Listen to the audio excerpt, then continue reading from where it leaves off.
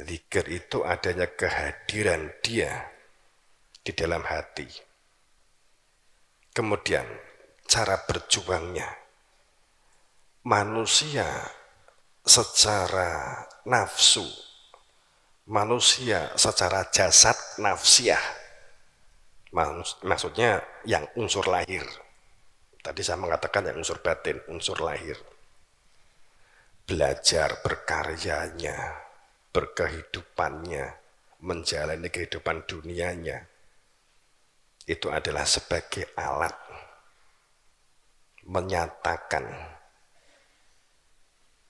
alat untuk menyatakan menuju kepada dia,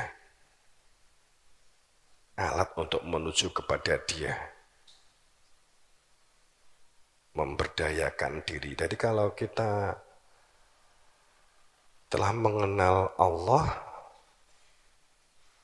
dalam pengertian tidak hanya namanya, mengenal yang punya nama Allah, mengenal al-ghaibullah, mengenal ginaibnya Allah, maka belajar, berkarya, berdunia itu sesuatu yang seharusnya kita lakukan. Normal dan wajar, kamu itu harus belajar, harus mengembangkan potensi. Contoh kan gitu. Kemudian berjuangnya apa? Berjuang terhadap perilaku-perilaku yang merusak tujuan kembali kepada Tuhan. Berjuang dari perilaku-perilaku, pikiran-pikiran, tindakan-tindakan yang merusak untuk mencapai tujuan, menyatakan kembali kepada Tuhan walau tampak di dunia. Jika kamu cinta kepada diri kamu yang berada di dalam anfus, jika kamu cinta kepada diri yang berada di dalam anfus, ada diri yang di dalam jiwa dan ada diri yang fisik atau jasad. Diri secara jasad lahir, diri di dalam jiwa adalah fitrah. Jika kamu cinta diri kamu yang di dalam anfus, maka berlaku pemberdayaan, budidaya, mengembangkan potensi itu adalah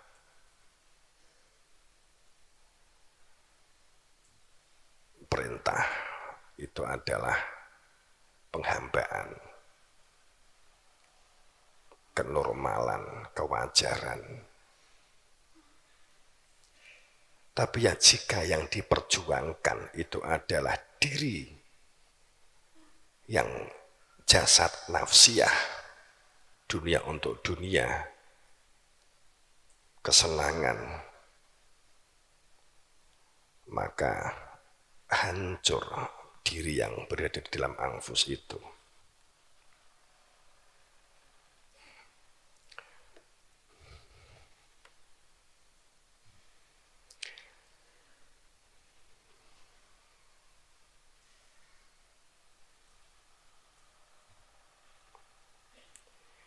Jadi berjuang itu dalam menjalani kehidupan ini yang pertama adanya tetapan di dalam hati nurani, yakni keberadaan dia untuk dikenali, dia yang punya nama Allah.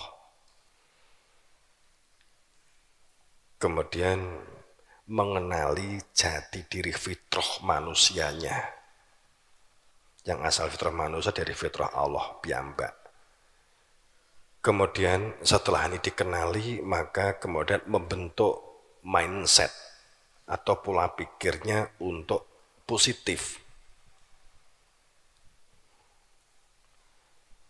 Berpikirnya, metode berpikirnya, sistem kehidupannya akan selalu dijaga untuk berada di dalam situasi positif, berpikir yang positif, berpikir yang nalar, berpikir yang rasional. Kalau kamu menuju kepada Tuhan, tidak rasional kalau ternyata kita merusak keadaan dan lingkungan. Kalau kita mengaku sebagai hamba Allah, tidak rasional kalau kita tidak memiliki sikap peduli. Kalau kamu mengaku sebagai santri,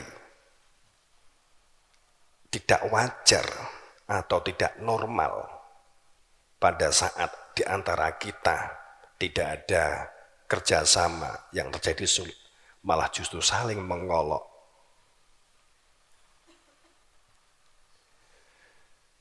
Itu rasionalnya yang dipakai, rasionalnya, nalarnya digunakan.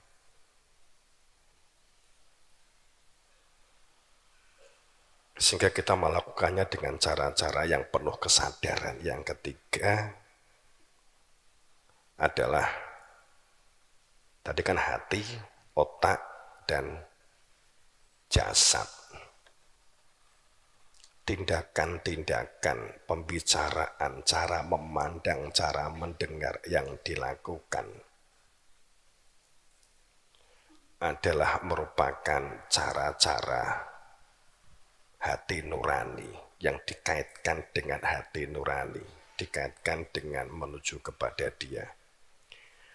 Pengetahuan mengenai siapa diri kita akan terlihat. Pengetahuan mengenai diri Anda itu akan dengan sendirinya akan terlihat dari perilaku kita. Saat kondisi saat ini, kalau boleh dibuat satu perumpamaan ekstrim begitu ya, kita diam, tidak bergerak, bagaikan itu adalah mati begitu. Jadi kita tuh aksi atau mati. Jati diri identitas. Katakan orang secara manajemen mengatakan branding, pancaran dari perilaku kolektif branding. Pancaran dari perilaku kolektif dari personel branding dari sebuah komunitas. Gimana aku bahasa ini sing penak. Jadi pada saat setiap orang itu akan memancarkan perilaku. Perilakunya itu akan memancarkan sebagai sebuah komunitas. Jadi kalau kamu itu santri, perbuatannya itu adalah perbuatan yang amoral di luar pondok pas liburan atau apa, maka itu akan membentuk pancaran negatif.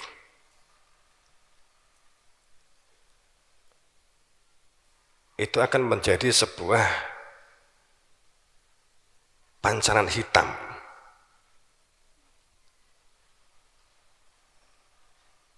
Tapi yang hancur juga pada diri kamu sendiri.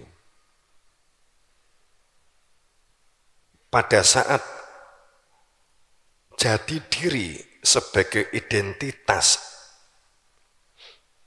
orang-orang yang bertauhid, orang-orang yang bermakrifat, para nabi, para rasul, dan para murid, atau mereka yang telah nyuwun ilmu kepada para imam, para rasul, para nabi tentang ilmu tauhid, ilmu yang menunjukkan keberadaan Dia dan ilmu yang menjadikan bersaksi, itu memiliki identitas sebagai personal, maunya identitas sebagai personal. Karena dia mengenal dirinya, maka mengenal Tuhannya. Karena dia mengenal Tuhannya, maka dia mengenal kebodohannya. Maka dia akan terus belajar. Karena kesadaran bersama dengan diri Tuhan, maka jika tidak memberdayakan diri dan tidak berbudaya, berbudidaya, tidak berakhlak, tidak beradab, itu adalah sesuatu keganjilan tersendiri. Jadi jati diri para pelaku tauhid itu akan membangun kebersamaan, kekeluargaan, pengembangan potensi diri, komunikasi yang baik, belajar baik, tekun, konsisten, sungguh-sungguh, membuktikan dawuh gurunya. Ini ciri pelaku tauhid. Ini menjadi brand personal.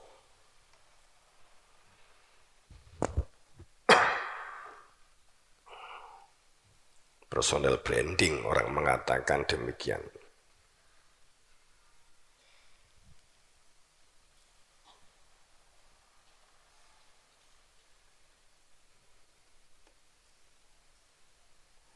Jadi sebagai individu, pelaku tauhid, an-nubuwah, itu memiliki niat, tetapan di dalam hati, tekad, dan tujuan yang pasti. Jadi memiliki tujuannya itu kepastian tujuan. Itu yang tidak, kebanyakan manusia tidak memiliki kepastian tujuan, sehingga sistemnya juga tidak pasti, wong tujuannya aja nggak tahu kok. Jadi semua para nabi rasul itu punya guru, tergambarkan di dalam Al-Quran, di dalam Alkitab. Itu kan malaikat Jibril, itu kan gurunya, pendampingnya. Dibahasakan malaikat Jibril. Malaikat itu hak kekuasaan Allah piyambak, itu dikatakan Malikul Mulk, malaikat. Kerajaan Tuhan, wilayah Tuhan, kekuatan Tuhan, kemauan Tuhan. Bukan didasarkan atas nafsu, itu disebut malaikat. Bekerjanya, berkaryanya, belajarnya, bukan karena keinginan nafsu, maka itu menjadi malaikat. Malaikatan.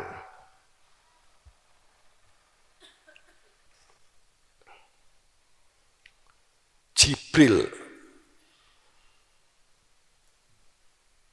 melakukan, menjabarkan tentang Tuhan, menunjukkan tentang Tuhan, membimbing dan mendampingi untuk dapat sampai kepada Tuhan.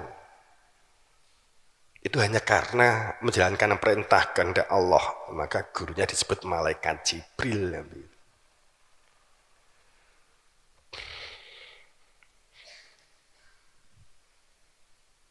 Jadi keberadaan imam zaman itu sebagai sunatullah.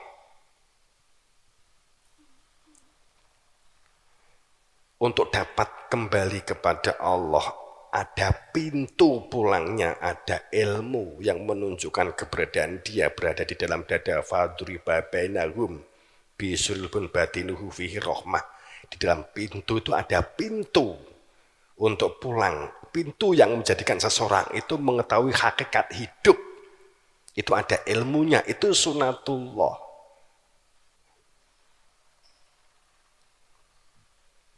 Keberadaannya imam zaman sunatullah, keberadaan seseorang untuk nyuwun ilmu supaya berada di dalam sunatullah,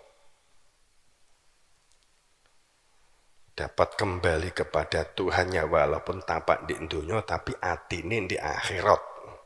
Itu harus ada ilmunya, itu kan sunatullah. Ini melakukan tatanan syariat, akhlak, adab, kebersamaan, kekeluargaan, sistem bersosial bermasyarakat, ini sunatul rasul kan, kita sunatul imam.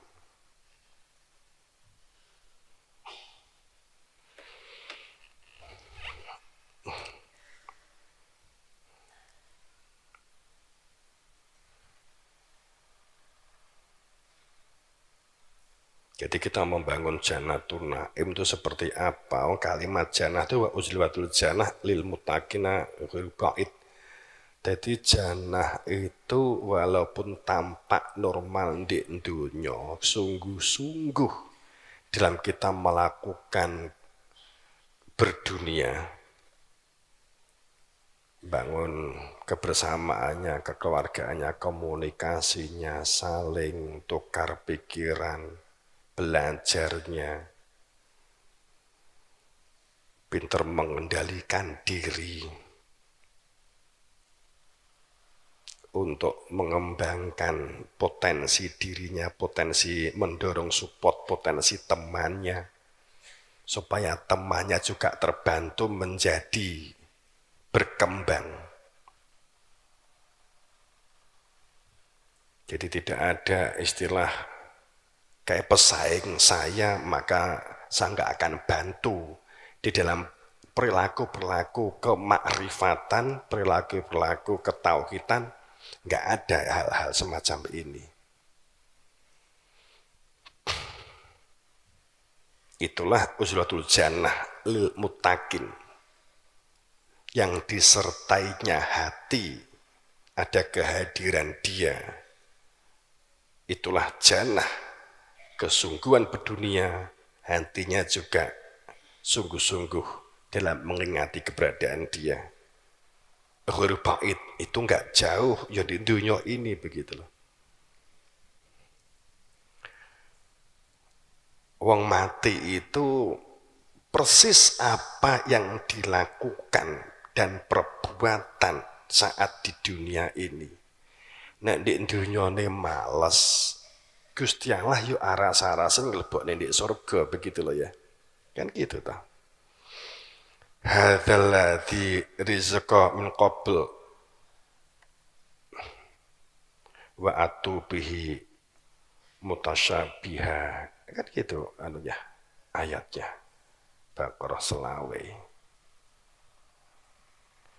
Apa yang diterima seseorang setelah masa pakai jasad habis persis di apa yang dirasakan saat di dunia ini, kan gitu.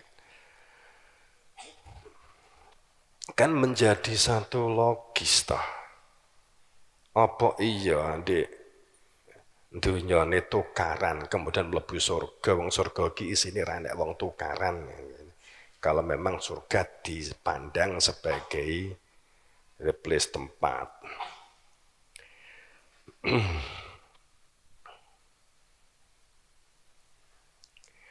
Kadang ada yang menyalahpahami begini.